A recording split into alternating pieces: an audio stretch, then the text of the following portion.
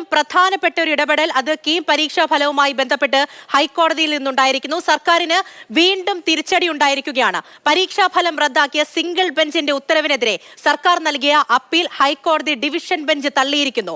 വിവിധ ബോർഡുകളിൽ പരീക്ഷ എഴുതുന്നവർക്ക് തുല്യനീതി ഉറപ്പാക്കാനാണ് പ്രോസ്പെക്ടസിലെ മാറ്റമെന്ന് സർക്കാർ വിശദീകരിച്ചിരുന്നു. അതും കോടതി അംഗീകരിച്ചില്ല. സർക്കാരിന് തിരിച്ചടി. രക്ഷിതാക്കൾക്കും പട്ടികയിൽ ഉൾപ്പെട്ട വിദ്യാർത്ഥികൾക്കും ആശങ്കയും അങ്കലാപ്പും. ഇതാണ് സ്ഥിതി. പ്രോസ്പെക്ടസിൽ അവസാന നിമിഷം വരുത്തിയ മാറ്റമാണ് കോടതിയിൽ ചോദ്യം ചെയ്യപ്പെട്ടത്. കേരള സിലബസിലെ പരീക്ഷാർത്ഥികൾക്ക് റാങ്ക് പട്ടികയിൽ പ്രാതിനിധ്യം കുറയുന്നുവെന്ന പരാതികളെ തുടർന്നാണ് പ്രോസ്പെക്ടസിൽ മാറ്റം വരുത്തിയത്. പട്ടിക പ്രസിദ്ധീകരിക്കുന്നതിന് 1 മണിക്കൂർ മുൻപാണ് പ്രോസ്പെക്ടസ് മാറ്റിയത്. ഇതിനെയാണ് ഏതാനും CBSE വിദ്യാർത്ഥികൾ കോടതിയിൽ എതിർത്തത്. സർക്കാർ തീരുമാനം തള്ളിയ സിംഗിൾ ബെഞ്ച് ഉത്തരവിനെ വിഷയത്തിന്റെ ഗൗരവം കണക്കിലെടുത്ത് അടിയന്തരമായി ഡിവിഷൻ ബെഞ്ചിൽ ചോദ്യം ചെയ്തെങ്കിലും തിരിച്ചടിയായിരുന്നു ഫലം. പരീക്ഷാഫലം റദ്ദാക്കി പട്ടിക പുനഃക്രമീകരിക്കാനുള്ള സിംഗിൾ ബെഞ്ചിന്റെ ഉത്തരവിൽ ഇടപെടാനില്ലെന്ന് ജസ്റ്റിസുമാരായ അനിൽ കെ നരേന്ദ്രൻ, S മുരളീകൃഷ്ണൻ എന്നിവരടങ്ങിയ ബെഞ്ച് വ്യക്തമാക്കി. പ്രായോഗികമായ ഫോർമുലയാണ് കൊണ്ടുവന്നത് എന്നായിരുന്നു സർക്കാർ വാദം.